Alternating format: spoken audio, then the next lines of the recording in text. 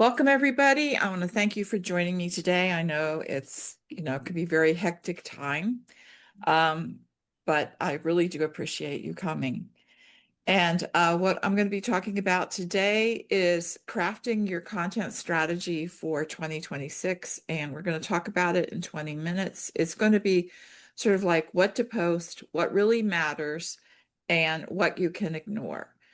So I'm going to go over a platform proof approach for the increasingly fragmented media landscape that's out there. And as you know, people are getting their information from all kinds of different places, and how to reach your readers can seem overwhelming. So at the end of this, we should have a clear plan of what it is, how we should attack it. Okay. And it's really not that difficult if you get down to the basics, and that's what I'm going to give you. And there's only three, so you don't have to worry about it. It's a lot worse than it feels like. As you know, the landscape has fundamentally changed even in the last year, and it seems to make it harder for you all to connect with readers. And like even I at Fresh Fiction sometimes feel like, oh my gosh, making sure that I'm hitting, as I call, all the bases.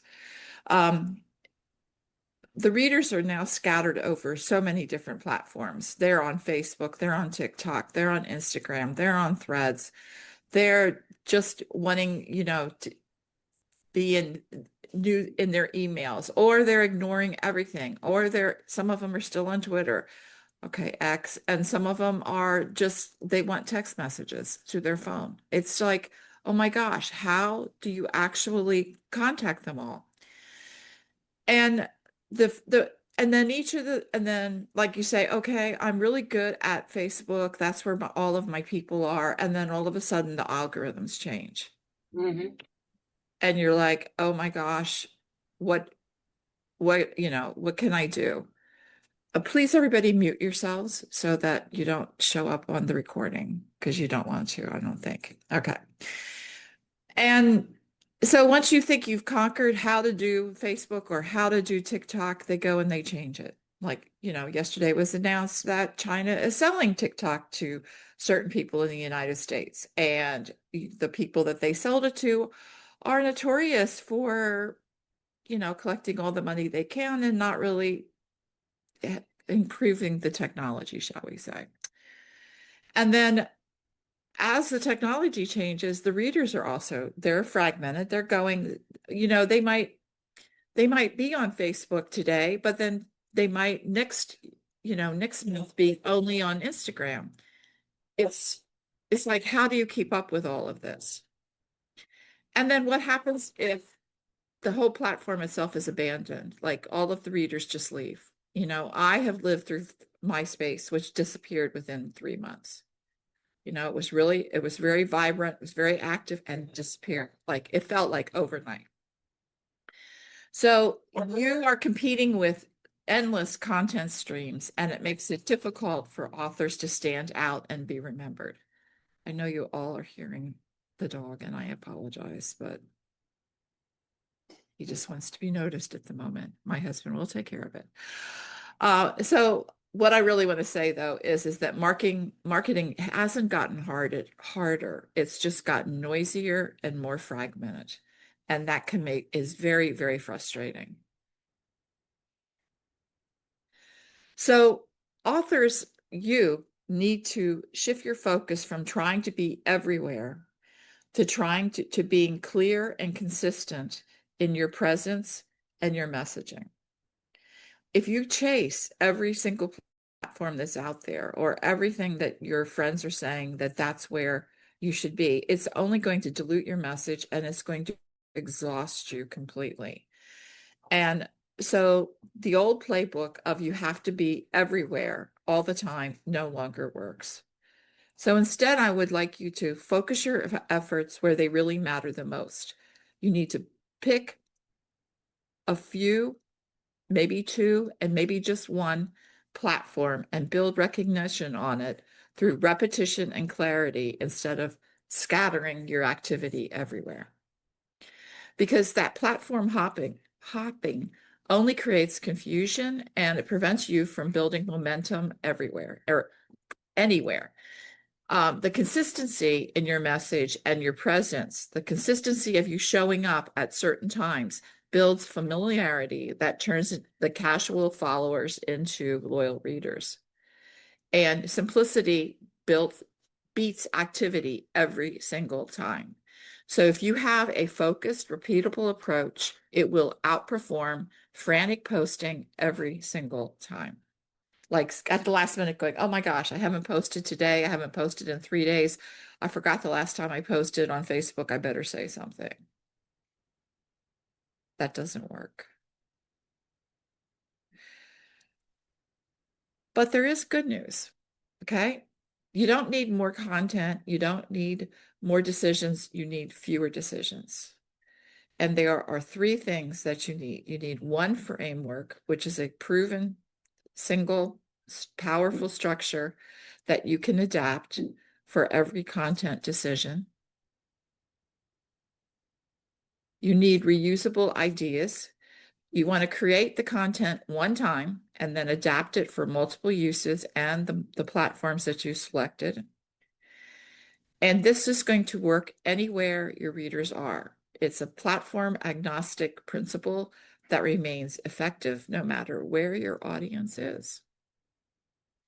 And so we're going to go over what this framework is. There are three main content buckets, and that's what the framework is. All right. There's the three things that you're going to on. The connection is content that builds relationships and familiarity with your audience. Your book content showcases what the readers can buy or expect from you. And an invitation content bucket is where you go out and invite readers to take their next step with you. This kind of framework will eliminate decision fatigue, and it ensures that every piece of content that you create serves a clear purpose. So even though the platform changes, the three buckets will always be relevant and they always work. And that's what we want to go for.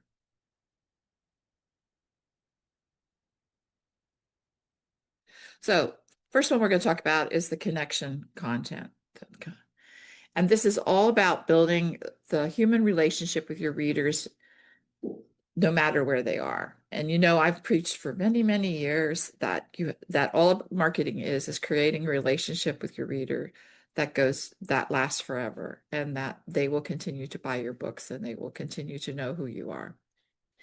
So you have to understand that readers are constantly bombarded with content. So familiarity is the key to getting them to stop their scrolling and to pay attention to you. So, and some examples of this kind of content include sharing why you write and what drives your creativity. You could talk about what you're currently reading and loving. You could give them behind the scenes glimpse into your writing life. And yes, they are interested in that. You may think that it's boring or it's overwhelming and nobody cares how you write, but readers do want to know this.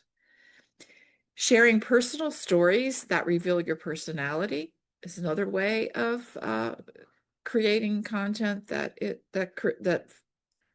falls into this bucket, into this connection. Even discussing your creative process and challenges is something that readers are interested in.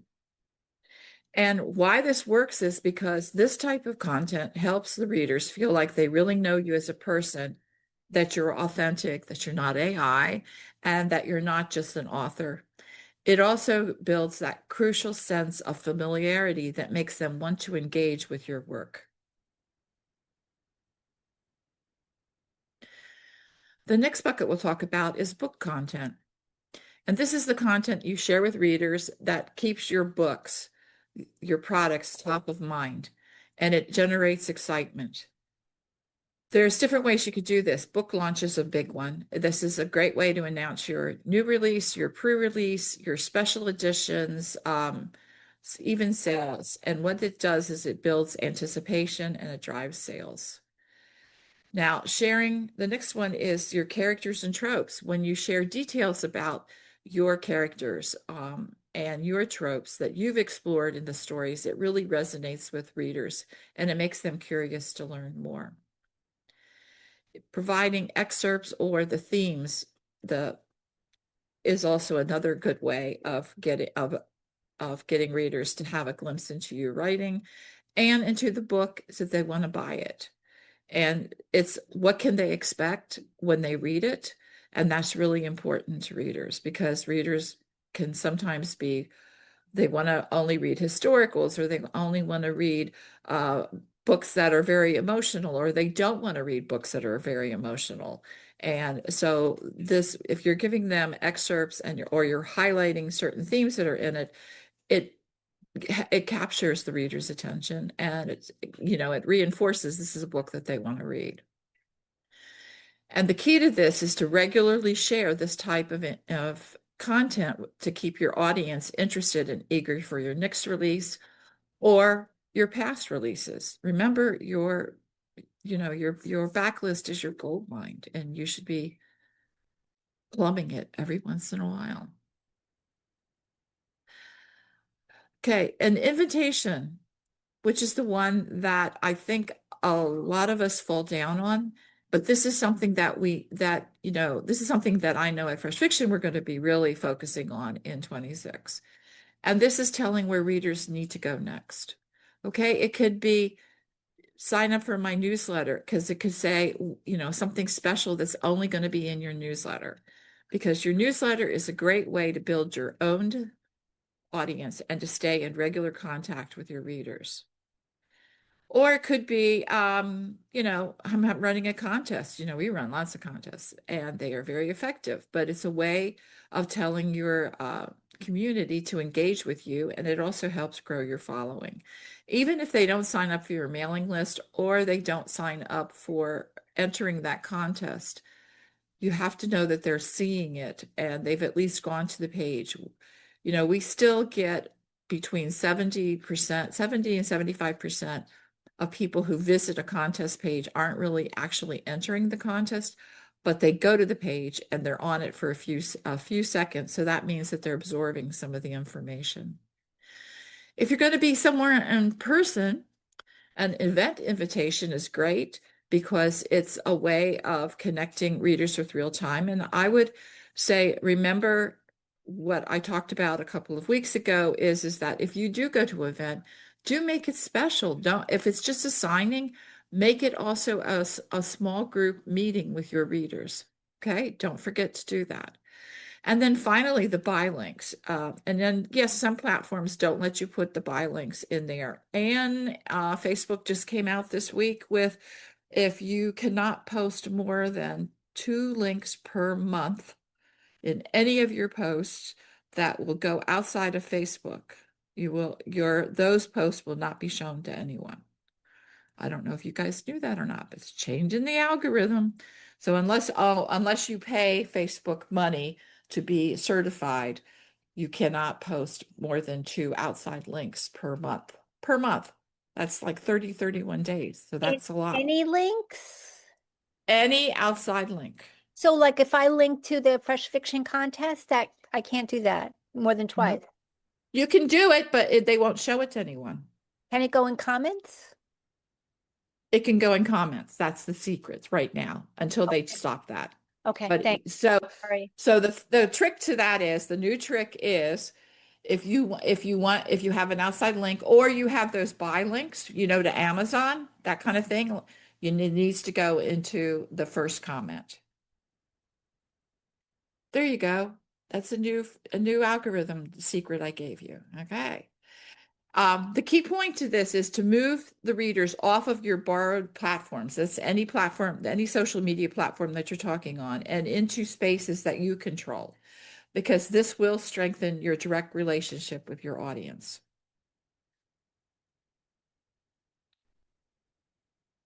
Now, the big question is, how often do you really need to post? It's really less than you think you need to post. However, those posts that you do must be intentional. They must have a degree of quality, and that is more important than quantity when it comes to social media posts. So if you have 1 to 2 well-crafted, purposeful posts every week, it's usually enough to maintain visibility and recognition with your audience. But what's more important is the consistency and doing it at the same time so that people can start to look for it.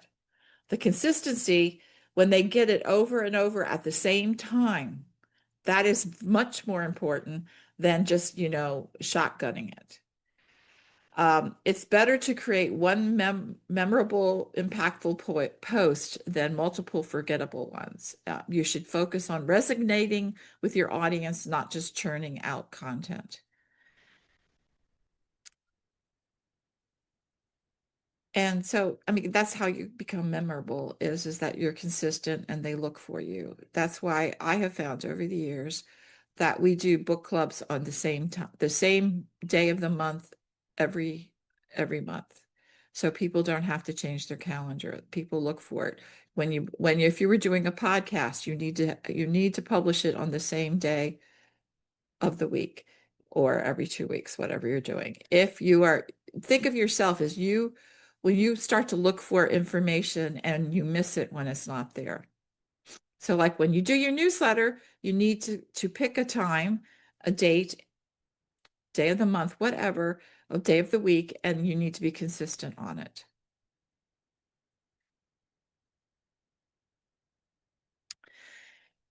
And fragmentation changes all the rules because not everyone sees everything. And the reason I'm thinking about this is because I was listening to an interview that Katie Couric did this week, and somebody asked her, because she was, on the Today Show, she was CBS News, she did all of these things. She was a big, important celebrity in the news business for many, many years, and then got dropped.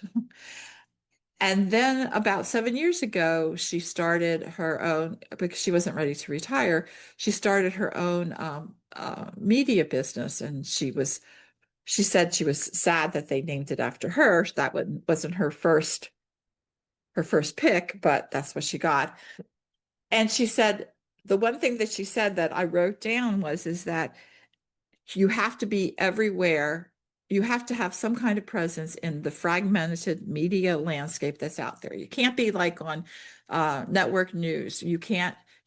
People were getting their news. She was referring to news, but I took it as, well, this is the same thing that any of us who have a business, and every author is a business, is that you need to have your name out there everywhere. Even if you don't post on a regular basis to all of the different social media sites, it's truly important that you have presence there of some type. So the fragmentation isn't something, I mean, it's not a problem that we can solve, but it's a reality that we have to work with. And if you understand that, then this shifts everything about how you approach content strategy. And that's what we're really talking about, is your strategy for the work that you're going to create.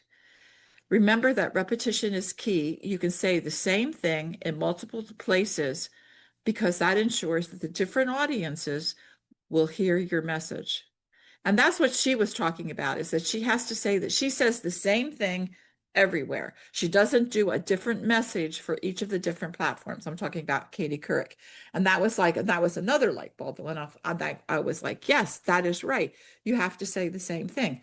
If I use an example of our contests, because I talked about that before, is that we put the information about the contest on our newsletter, on social media, on all of the social media platforms that we have presence on. We also put it in a newsletter. We also mentioned it a little bit in the podcast. So it's like repetition. The same information is like we just change up the words a little bit and put it in the different places. The people on social media want a short little piece. The people who are reading the newsletter want it a little bit bigger. On the website, they want all the information. So you see how you have the same content and you're just changing how you put it out there. So adapting and resharing content, it's not redundant, is a strategic way for you to reach your fragmented audience.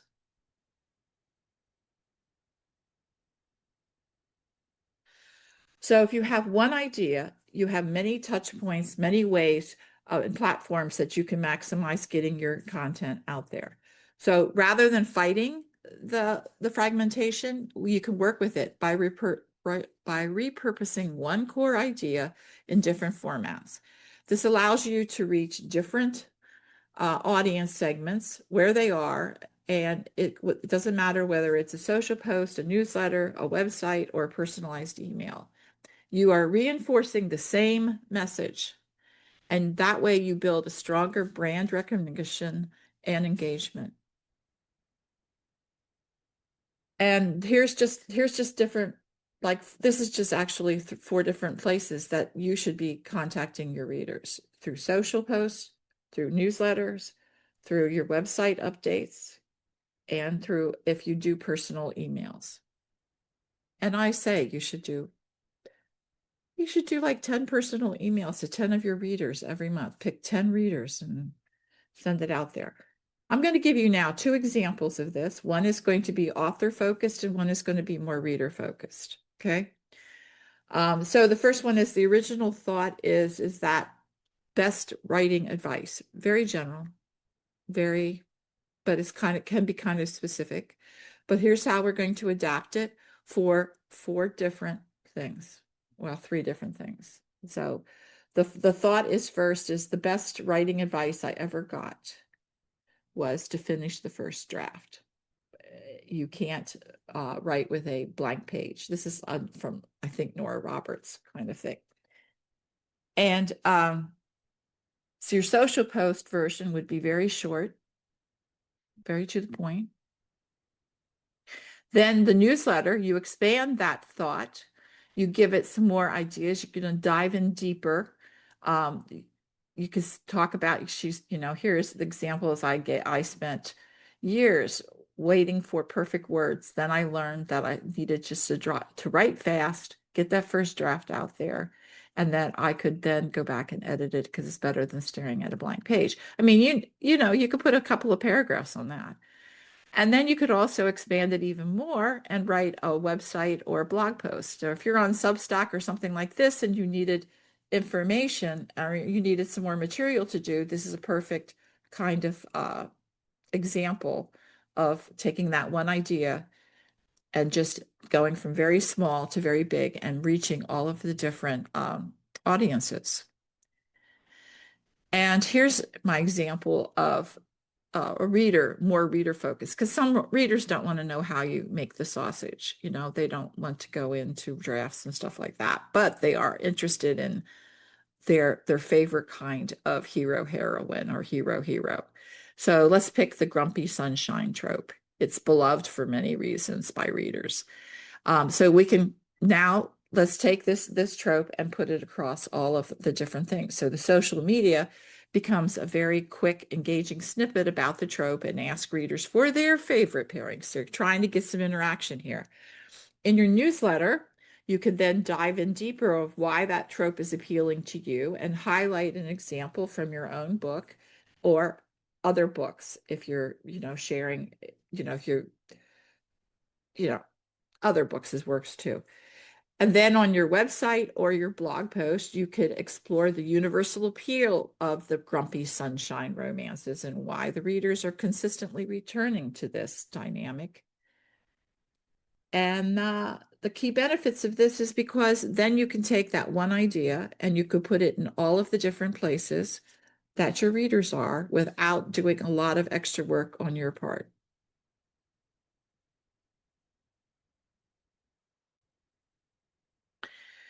Now, you should give yourself permission to stop doing these things in 26. You don't need to chase after every new platform that's out there, because there will be a new platform or there'll be a new division.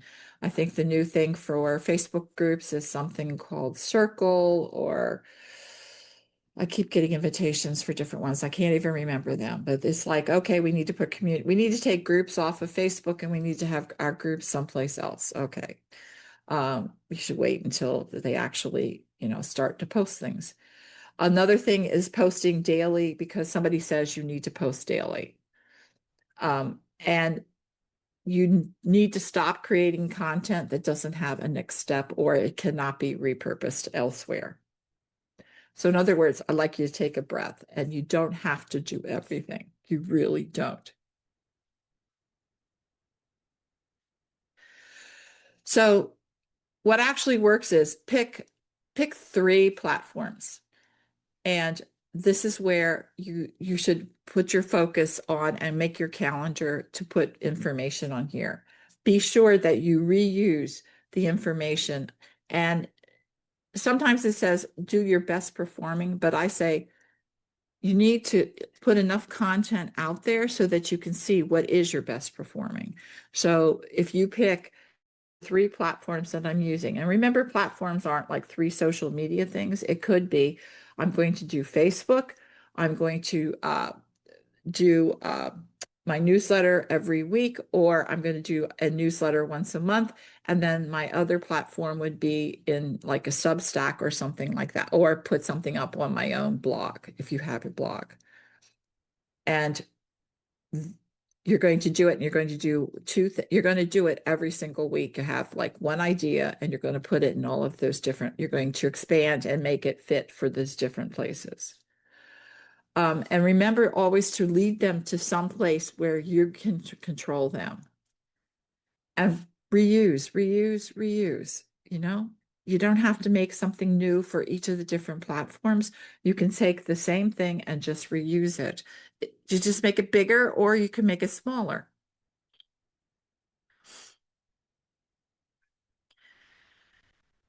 And this framework is very simple, it's very flexible, and it's very platform proof. It works wherever your readers are. Any of the platforms that are out there, it's like going out there, and it works. It just does. So it doesn't matter when the algorithms change and the features change. You don't have to break your approach. You just know that these are the things that you're doing.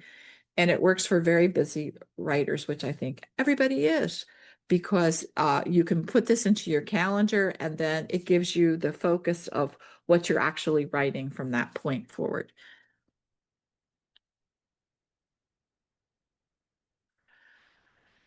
This is a universal framework. It works everywhere, but at the same time, it should be personal. So it should be, if you're a romance writer, or you're a suspense writer, or a thriller writer, or a fantasy writer, whatever you are, it's going to be personal for you.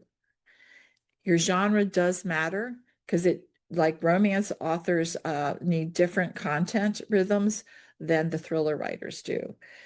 So your genre will shape your strategy. And your release schedule matters. If you are releasing once a year versus every month, different, that's going to make your strategy change, because if and if you have a big backlist, or you just are starting out, that also is going to matter.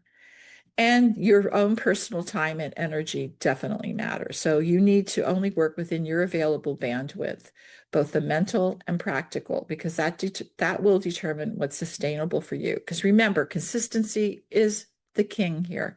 It is key to being successful. You have to be consistent. You can't just do this for a month or a week and think that it carries on. It has to be consistent.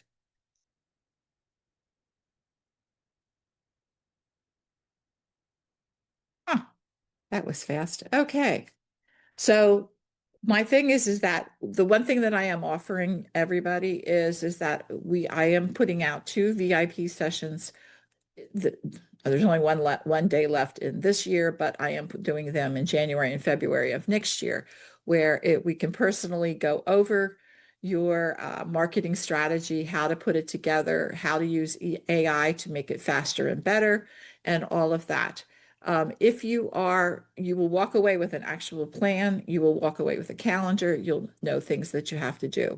If you are a current Fresh Access author, there is a special price for you. If you are not a Fresh Access author at this time, it's a different price.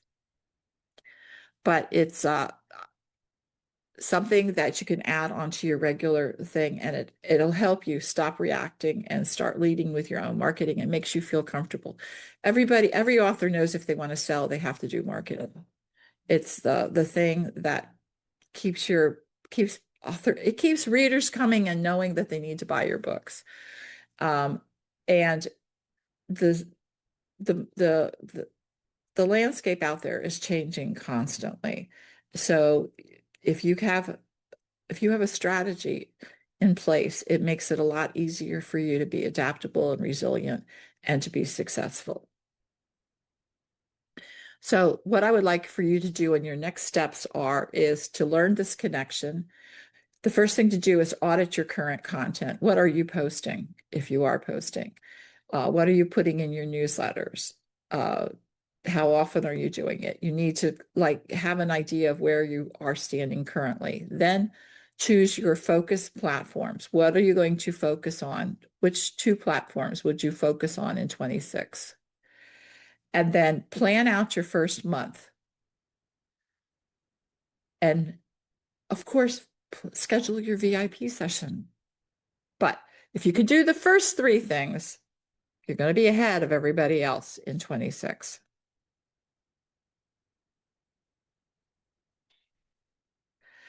So I just want you all to know that the bottom line here is that marketing in 26 doesn't require more hustle, it's just more clarity. If you use this 3-bucket framework of connection, book, and invitation, you'll get that clarity. You don't need to be everywhere. You don't need to post daily. You just need to focus on a system that works with the fragmentation, respect your own time, and move the readers from being casual followers to loyal fans. Remember that this framework is universal, but your plan should be personal. It's about finding out what works best for you, your books, your readers, and your own life.